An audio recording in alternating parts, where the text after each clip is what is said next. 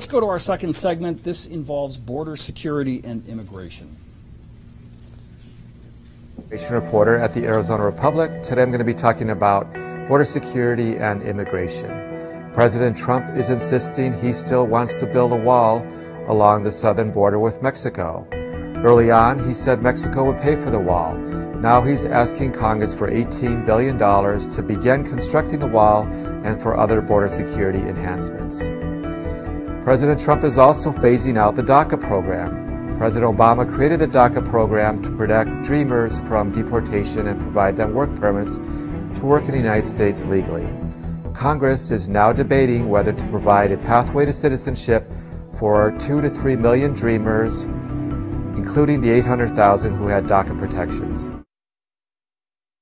Okay, let's go to the first question in this segment. This is for Representative Lovis. Can you briefly outline your view of what should be done to ensure adequate border security in this country? Build the wall. In 1986, President Reagan and the Democrats came together. The idea was that we would have border security along with granting amnesty. The amnesty got granted. We never got the border security. So it's time to build the wall. Estimates are that a wall would cost about $20 billion. It is estimated that illegal immigration costs us every year $135 billion in justice expenses, welfare cost, health care cost, and education cost. It's estimated to cost Arizona alone $2 billion a year. So in my estimation, building a $20 billion wall is a great deal. Now when it comes to DACA, I oppose DACA. President Obama created DACA with the stroke of a pen and rewrote immigration law. We should do away with DACA and go back to letting immigration judge each case individually. The kids that I'm concerned about are kids like Kate Steinle, who was murdered by an illegal alien, Jamil Shaw Jr., and Grant Ronebeck. Those are the kids that I care about. Very good. Senator Lesko. As far as I know, I'm the only candidate that has a border plan actually prepared and put on my website, DebbieLeskoforCongress.com. Basically, I agree with President Trump's agenda. We need to build the wall, fund it at $18 billion. We need to add more border agents, which is another $8 billion. I think we should add 5,000 more agents. I also think we need to increase technology for another $5 billion. We need to end chain migration. We need to have merit-based immigration, E-Verify, mandatory E-Verify, and we'll solve a lot of problems with my plan.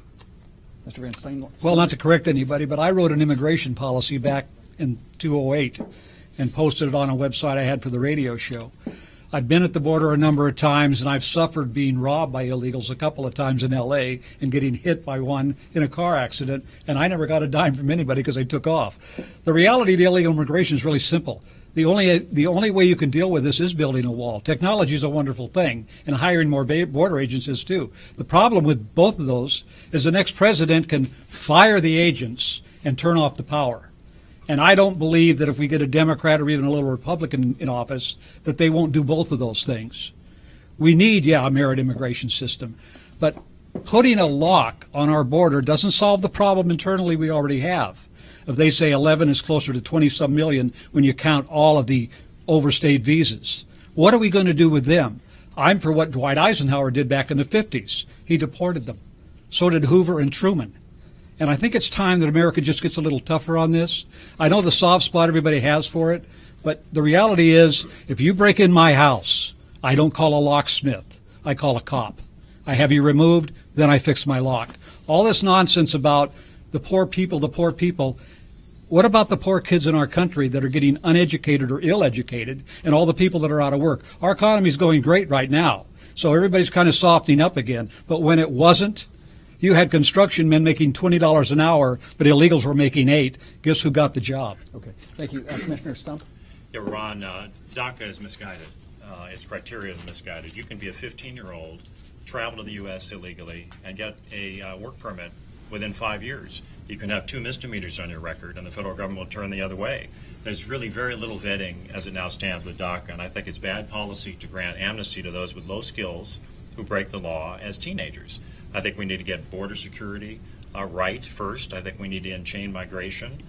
Senator Rand Paul has a concept of possible compromise to limit it to the nuclear family.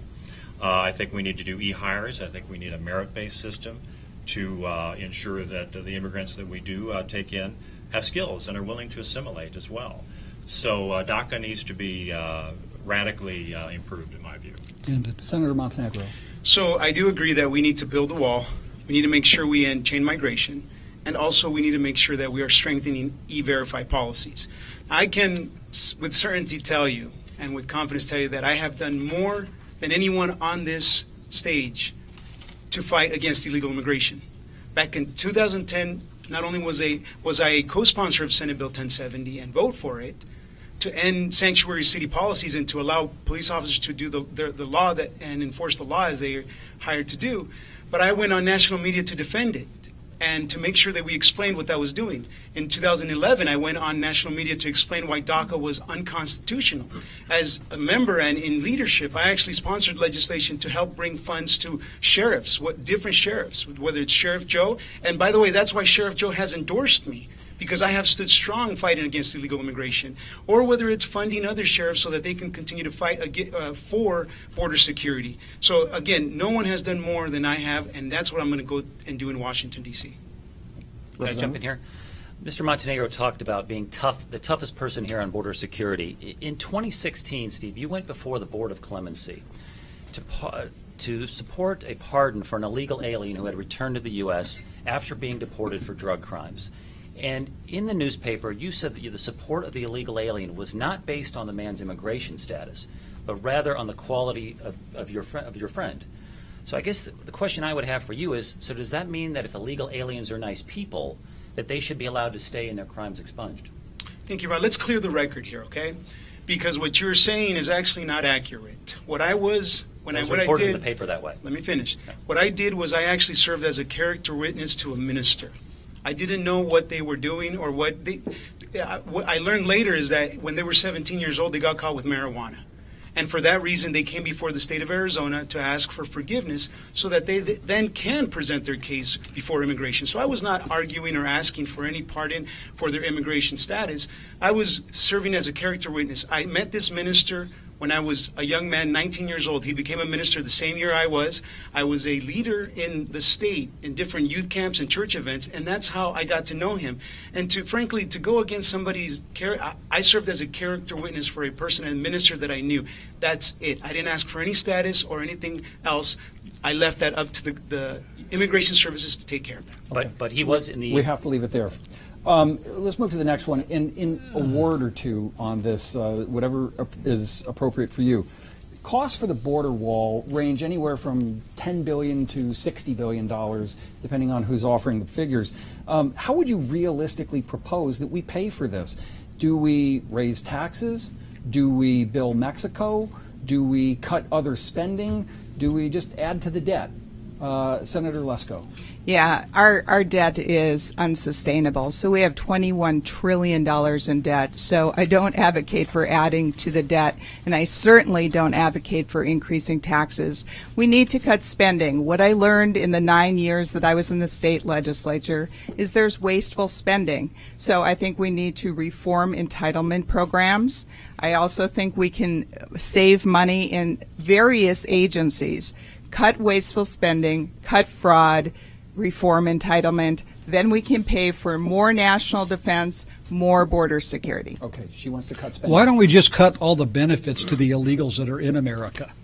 That $135 billion plus every year that is going out in every state. Every state is in the red when it comes to illegals.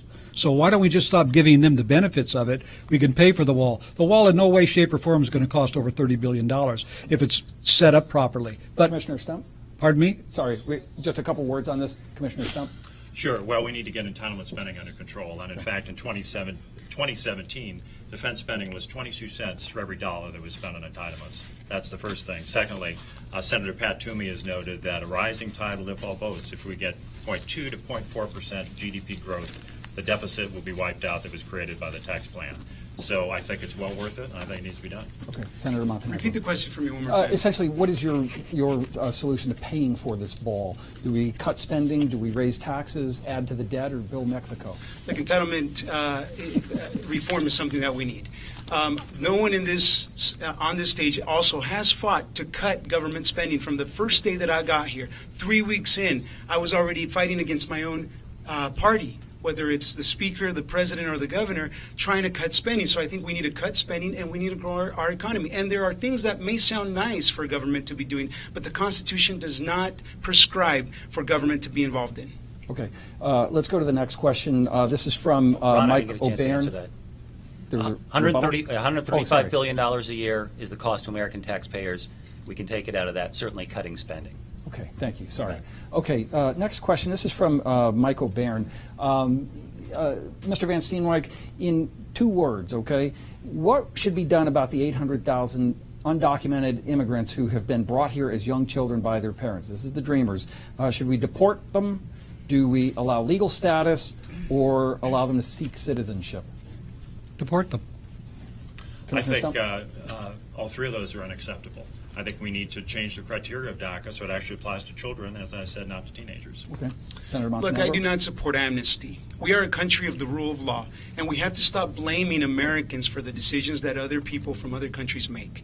I know that if we're going to have laws, let's enforce them. If we don't like the laws, let's change them. But we cannot start picking which laws we want or not. Okay. I do not support amnesty. Let immigration look at each case individually. Okay. And Senator Lesko? I support President Trump's agenda that we need the border secured first. Okay. Wait a minute. You gave me 2 words. They did a little more. The reality of DACA is it's an executive order. It's not a law. And President Trump made a mistake himself by extending an executive order. The one he didn't cancel was the one he should have canceled first. Okay. DACA. It's not a law. I wish people would stop calling it that, because it's giving Congress an excuse to negotiate amnesty, which is not what we're supposed to be doing. Okay. Let's move to the next wild card question. This one is for Senator Montenegro.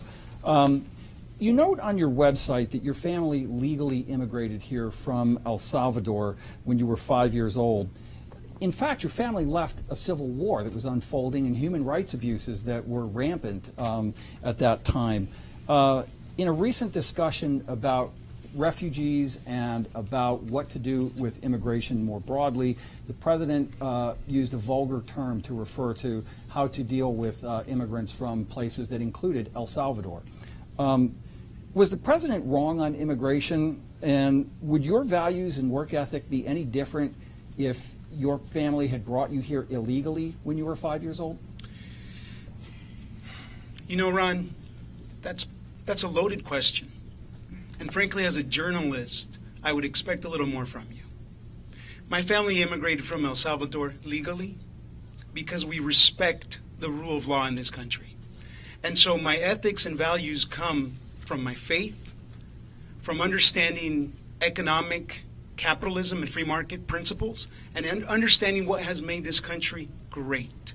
So to suggest that my values would change if the circumstances were otherwise is something a little offensive. Let me repeat that.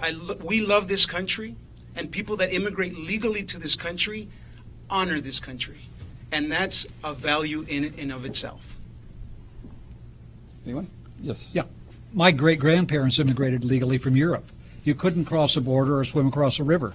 I would suggest that everybody that comes here immigrate legally. I don't believe there's one person here that in their history somewhere their relatives haven't immigrated here, mostly from Europe.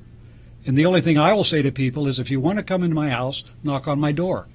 And then I'll decide if I want you in. If you can't show me the common courtesy of applying first, you don't belong here because you're already showing disrespect for the laws we all live under.